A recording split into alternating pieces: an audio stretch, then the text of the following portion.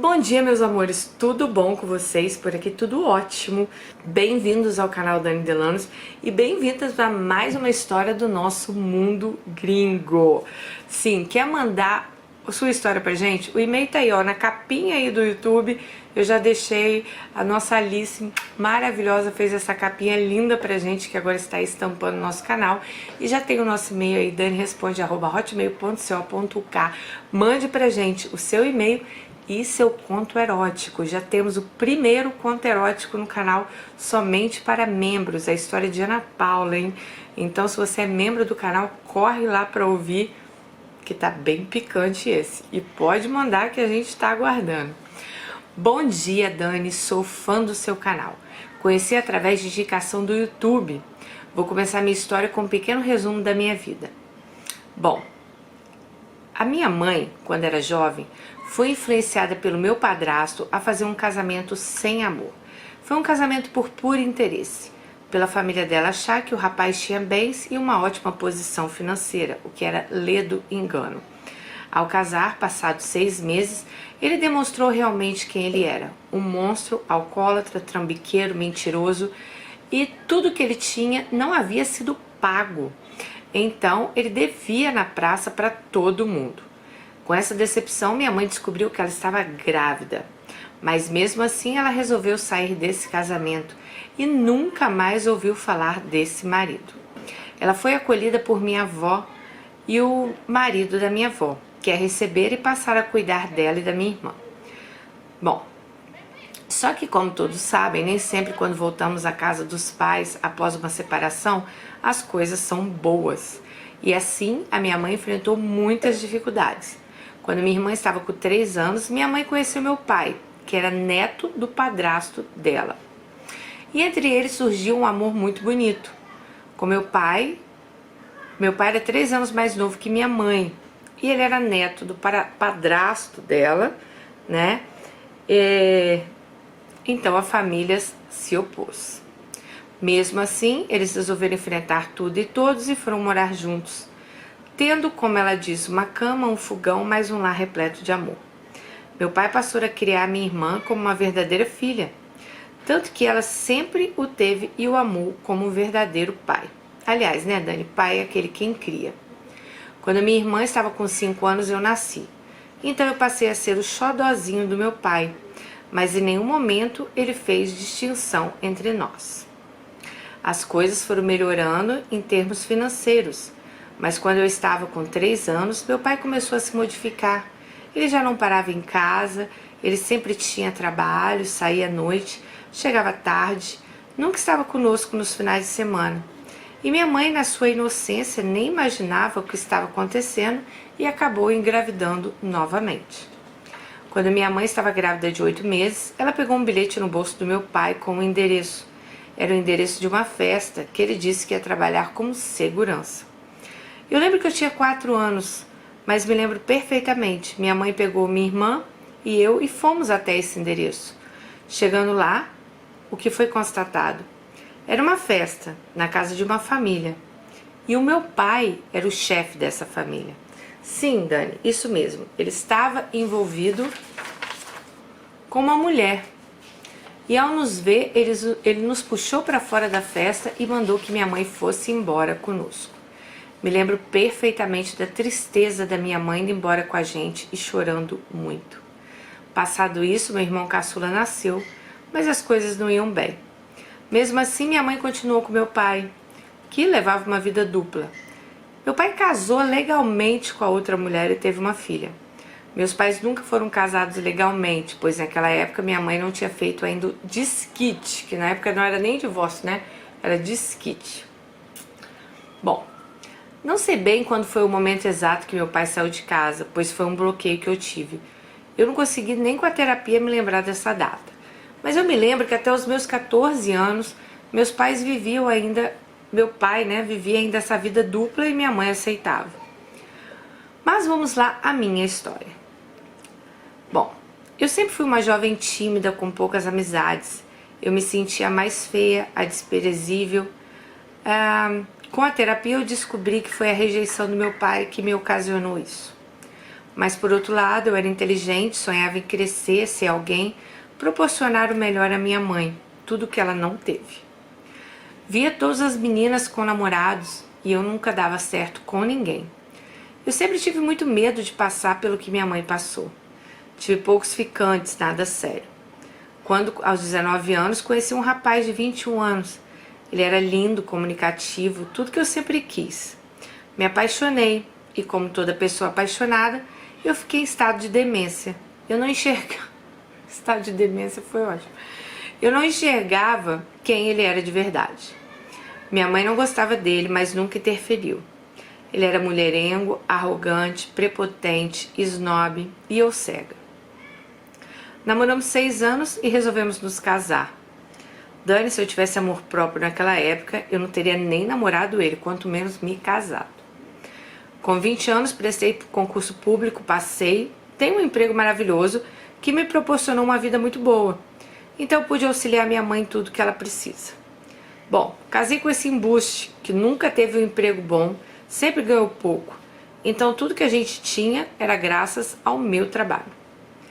Eu sempre percebia a olhada dele para outras mulheres, mas achava que era coisa da minha cabeça, pois ele sempre estava comigo, nunca saía sozinho. Enfim, ele sempre estava em família. Foi quando tivemos nossa única filha. Aí ela diz, a única coisa boa que resultou desse casamento. Bom, eu sempre desconfiei que ele era mulherengo, mas como ele nunca deixou nada aparente, eu achava que fosse coisa da minha cabeça. Ele começou a beber além da conta, cerveja, muitas vezes durante a semana, e aquilo começou a me incomodar. Nossa vida íntima era de um casal normal. Eu não percebia, mas o sentimento por ele já estava desconstruído. Eu não tinha mais admiração. Eu acho que o amor vem disso. Quando a gente perde a admiração, grande parte do nosso sentimento se desconstrói. Quando tínhamos completado 23 anos juntos e 17 de casado, eu descobri uma traição.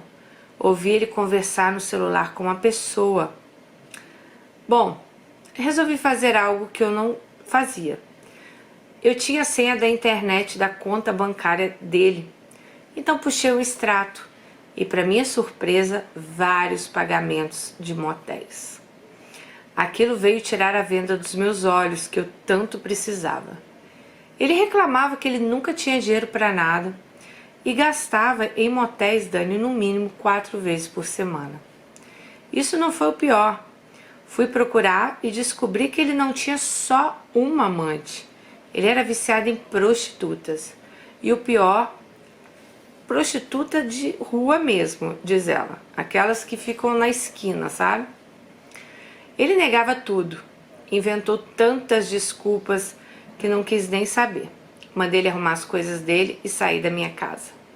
Para minha sorte, acho que ele imaginou que eu estava surtada e que em poucos dias eu iria voltar atrás. Quando ele arrumou a bolsa e saiu, eu mandei trocar todas as fechaduras da casa. 2 dias depois ele voltou e aí ele levou tudo que era dele. Quando passou os 7 dias, ele viu que eu estava decidida e que eu não iria voltar atrás. Ele pediu pelo amor de Deus que deixasse ele morar na edícula, pois ele não queria ficar longe da filha dele e queria vê-la crescer. Vou dizer que meu coração balançou nesse momento. Então respondi que iria perguntar à minha filha, que na época tinha 14 anos, e ela decidiria. A minha surpresa foi a resposta da minha filha. Ela disse, mãe, você vai acreditar de novo na história dele? Dani, agradeço até hoje por essa resposta, pois se a minha filha, que tanto o amava, conseguiu enxergar aquela situação, não tinha mais o que ser feito. Quando eu disse o que minha filha falou, ele mostrou quem ele era, um monstro sem coração. Ele disse que iria pôr a casa à venda e que queria a parte dele. Em nenhum momento ele nem se preocupou em demonstrar amor pela filha. Eu descobri que ele estava de romance de 21 anos, usuário de maconha. Detalhe, meu marido tinha 45. Passado 45 dias, ele, com a ajuda da família, alugou uma pequena casa. Não, gente, ele estava de casa com uma garota, sorry, não é um garoto, é uma garota. Bom, Aí ela diz o seguinte: essa garota, Dani, se interessou por ele porque ele andava de carro zero, para cima e para baixo, gastava dinheiro a rodo, então ela pensava que ele tinha dinheiro. Mas a realidade era bem outra, né? Ele, quando separou, ficou sem carro, sem dinheiro, porque ela que tinha um trabalho bom, né, gente? Tendo que ela tinha que lavar, passar e passar o perrengue sem dinheiro. Eu, por um lado, nunca deixei minha peteca cair. Dei um up no meu visual, fiquei mais jovem e mais bonita. Comecei a gostar de mim. Entrei na justiça pedindo pensão alimentícia, o que foi concedida. Aí sim, a vida dele piorou muito. Quando minha filha fez 15 anos, fizemos nossa primeira viagem internacional. Inglaterra, França e Bélgica. Um sonho. Bom, de lá pra cá, eu estou aproveitando muito a minha vida. Eu quero recuperar o tempo perdido e conhecer lugares incríveis que eu não conheci. Em relação ao embuste, como era esperado, o relacionamento dele com a garota lá não durou 8 meses. Claro que ela não aguentou a vida de dona do lar e deu um chute na bunda dele. Daí foi só decadência. Ele começou a beber sem parar, fumar loucamente, não se alimentava. Um homem que no passado tinha sido tão lindo, hoje é um farrapo humano. Ele tem 48 anos hoje, aparência de um homem de 80, feio, sujo, mal vestido. Dani, às vezes vejo ele, parece um sem-teto, quando ela via ele. Bom, passado 3 anos da nossa separação, ele morreu. Foi repentino, devido ao álcool, ao cigarro, acabou tendo um comprometimento de todos os órgãos. Claro que minha filha sofreu muito com a perda do pai, mas conseguiu superar. Detalhe, ele morreu sem nunca ter pedido nem a mim, nem a minha filha perdão pelo que ele fez. Hoje já se passaram 8 anos. Sou uma mulher de 50 anos. Antes dele falecer, eu consegui o divórcio. E fizemos um acordo. Ele estava tão endividado que ele aceitou doar a casa para minha filha, abrir mão do carro e eu, por minha parte, devolveria o valor da pensão mensalmente a ele. Quando ele morreu, ele ainda me deixou algumas dívidas. Para não prejudicar o nome da minha filha ou o meu, tivemos que quitar. Hoje me considero uma mulher resolvida em termos financeiros, mas sentimentalmente eu ainda tenho problemas em me relacionar. Outro dia eu volto aqui para contar 2 relacionamentos que tive após a minha separação. Fiz terapia, pois vi que só entro em relações abusivas. A última foi um narcisista perverso. Hoje estou em autoconhecimento e não quero me relacionar com ninguém. Já estou há 1 ano e 3 meses sozinha, quero me amar, não aceitar menos do que eu mereço, pois eu sou a minha melhor companhia. Bom, desses relacionamentos eu tirei alguns aprendizados. Primeiro, se ame em primeiro lugar. Segundo, nunca se diminua para caber na vida do outro. Muito bom, amiga. Nunca aceite menos do que você merece. Não deixe a paixão te cegar. Procure ouvir a opinião, principalmente da sua mãe. Observe como o outro trata pessoas ao seu redor. Familiares, porteiros, serviços gerais, tudo. Enfim, eu cresci e amadureci muito com essa dor, mas sou como a fênix, sempre renasço das cinzas. Um beijo e depois eu mando um e-mail contando a história do narcisista perverso. Vamos aguardar, hein, Alice? Olha, Alice, eu acho que a sua história é a história, assim, de várias Alices que passaram aqui no canal, que, graças a Deus, conseguiram dar a volta por cima. Eu acho que você casar com uma pessoa, né, a gente casa, assim, pensando, nossa, casei para sempre, né? É aquilo que eu falo que a gente aprendeu isso desde criança, né? A gente casou, acho que na igreja ela fala, né? Até que a morte os separe. Mas a vida real não é bem assim. E eu acho que as pessoas, elas não têm que ter vergonha quando dá errado, né? Eu acho que as pessoas hoje em dia, elas antigamente era um tabu você se separar, se divorciar, o que não é mais hoje em dia. Eu acho que você não está feliz, você não está feliz nesse casamento, você não tem o porquê ficar com essa pessoa. Essa semana aí, essas semanas, nós tivemos na internet, eu não sei se vocês conhecem, uma mulher influenciadora até famosa, dizem que ela participou até do Big Brother, eu nem lembro disso, Mayra Card, foi casada com um ator global, e ela mostrava uma vida completamente perfeita na internet, gente. Ela é coach também disso e aquilo, então assim, aquela vida de comercial de margarina, ela grávida, né, mostrava quanto ela e o marido eram felizes, e essa semana ela veio com uma bomba, que o marido era abusivo, traiu ela 16 vezes, inclusive durante a gravidez. E eu lembro que eu deixei um comentário em algum lugar e falaram: ai, você devia ter mais empatia. Eu tenho empatia por essas mulheres, tanto que eu trabalho com isso com vocês aqui no YouTube. Mas eu acho que é errado as pessoas, principalmente uma pessoa influenciadora, coach, que ficou milionária aí trabalhando, ensinando outras mulheres talvez a crescer, a dar a volta por cima, isso e aquilo, e não saber cuidar da própria vida. Eu sei que quando a gente está num relacionamento abusivo, a gente é a última a ver. Mas espera aí, o cara não traiu ela uma, duas, o cara traiu ela 16 vezes.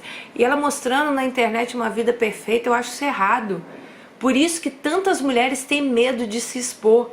Porque vocês, não vocês, estou falando, as pessoas mostram algo tão perfeito que quando a sua dá errada, você pensa assim, mas peraí, deve ter algum problema comigo.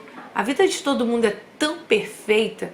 Eu acho que é por isso que vocês gostam tanto do meu canal, das histórias. Porque aqui vocês veem que vocês não são as únicas, né? Aqui a gente vê que eu tive um relacionamento abusivo, já contei a vocês, violento, né? Meu primeiro casamento lá, quando eu era bem novinha, graças a Deus durou só 8 meses e acabou. Graças a Deus nunca mais tive contato, mas aconteceu, foram marcas que ficaram, né? Eu aprendi muito com isso, acho que eu cresci muito com isso. Muitas de vocês aqui tiveram, que me escrevem, abusivo, violento, com violência psicológica, física. Então assim, aqui é um canal que a gente se abre, que a gente fala verdades, né? Adianta eu ficar seguindo essas mulheres na internet que mostram... A mulher, eu lembro que ela pariu, duas semanas depois ela tava lá toda magra. Ai, nossa, eu ainda estou inchada. Gente, quando eu ganhei Melina, eu emagreci depois de mais de um ano, eu já engravidei do Bruninho e engordei tudo de novo. Então assim, é a vida real. Eu não sei o que essas mulheres querem mostrar. E essas mulheres têm vários milhões de seguidores que parece que as pessoas gostam de ver aquela mentira, sabe? Então, sim, fiquei, sabe, não é que eu fiquei contra a mulher porque ela descobriu, né, que ela veio falar das 16 traições do marido, que quando ela estava grávida, o marido traía ela. O que eu venho falar para vocês é o seguinte: por que mostrar uma vida perfeita se você não tem? Você acha que você está ajudando outras mulheres assim? Não, você não está. Você está até acabando, porque essas mulheres olham outras mulheres e elas ficam até com baixa autoestima, pensando, meu Deus, o que tem errado comigo? Que todo mundo é feliz, todo mundo tem um casamento perfeito e o meu não é. Então, amiga, você não é a única. Aqui, eu, você, muitas de nós já tivemos relacionamentos imperfeitos, né? Demoramos muito para se conhecer, para de repente achar uma pessoa legal, que também continua tendo também altos e baixos, entendeu?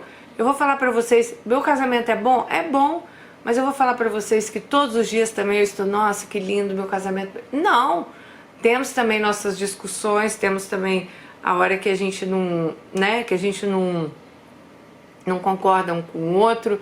Tem aquela hora que, nossa, você não quer nem ver a cara do seu marido, você quer ficar sozinha ou ele... Gente, isso é normal. Mas não adianta você ficar aqui mostrando, né? Ai, nossa, como a vida é maravilhosa, como meu namoro é maravilhoso. Eu acho assim, você fez super certo, mesmo depois de 23 anos, vocês estão vendo, 23 anos de casada, ela resolveu dar um basta, né? Imagina quantos anos essa mulher também já não vinha sofrendo. Hoje ela tá aí, ó, passeando com a filha pela Europa, né? Se redescobrindo. E é assim mesmo, amiga, vai se redescobrindo. Ela falou uma frase aqui que eu achei, que eu acho, né, que é super verdadeira, que é o seguinte: quando a gente perde a admiração pela pessoa, parte do sentimento se desconstrói. E sim, eu já tive relacionamentos assim, sabe? Que eu tinha muita admiração pela pessoa, aí às vezes a pessoa começa a entrar num caminho que você pensa assim, poxa, não acho esse caminho certo, né? Ou todos os dias acontece alguma coisa, ou igual dela, né? Começou a beber todos os dias. Cara, ai, homem que bebe pra mim, bebida, jogo, droga, qualquer tipo de vício, eu já não conseguiria ficar com um homem assim. Pra mim não dá. Não, eu não tenho estrutura pra isso. Porque como eu não admiro homens assim, então esse tipo de homem ele não tem lugar na minha vida. Isso vocês podem ter certeza, sabe? E é muito disso que ela falou. Eu acho que quando você perde a admiração pelaquela pessoa, parte do seu sentimento vai desconstruindo. Às vezes você, né, tem um casamento, tá legal, aí seu marido faz uma, faz duas. Às vezes não é nem traição, tá, gente? Às vezes coisa igual, vou sair com meu amigo, ou vou no barzinho beber, vou chegar mais tarde. Sei lá, o que for que, sabe, que vai mexer com o seu casamento, que talvez você não concorde, que não é legal pra você, porque tem mulheres que adoram. Meu marido sai pra bar, eu vou com ele. Tem mulher que não gosta. Então, assim, aquilo vai, sabe? Sua admiração vai. Aí depois tem gente que fala assim, nossa, mas por que acabou? Às vezes não acaba do dia pra noite, gente. Não acaba, porque meu marido me não é só traição. O casamento não é, né? Fim de casamento não é só feito disso. Eu acho que tem vários outros setores. Então, assim, eu acho que realmente quando você perde a admiração pela pessoa, talvez até numa amizade isso, parte daquele sentimento que você tinha aquela pessoa, com certeza vai se desconstruindo. E aqui, né, gente, não precisa nem falar, né, dessa parte que ela fala aqui, a gente fala sempre aqui. Sempre você se amar em primeiro lugar, não se diminua para caber na vida do outro, você não precisa se diminuir para caber. Igual essa Maíra, eu lembro que ela falou numa entrevista que ela colocou o cara à frente de todas as contas dela, porque ela queria que ele se sentisse um homem mais poder. Ai, gente, para, né? Você tem que se diminuir, talvez você sair daquela... Se você é uma mulher tão independente, você tem seus negócios, você faz seus negócios, você vai dar um passo para trás para colocar o cara na frente para quê? Para as pessoas admirarem, nossa, que marido que você tem, né? Acho tudo isso um bullshit. Bom, nunca aceite menos que você merece, óbvio. Você não tem que aceitar nada menos do que a sua felicidade, sempre falo isso. Não deixe que a paixão te segue. E sim, observe como esse homem trata outras pessoas, isso é fato. Principalmente como ele trata amigos, famílias, pessoas com quem ele trabalha, né? Então, isso é fato. Fatíssimo, tá bom? Bom, esse foi o vídeo de hoje, espero que vocês tenham gostado. Um beijo, fiquem com Deus e até o próximo.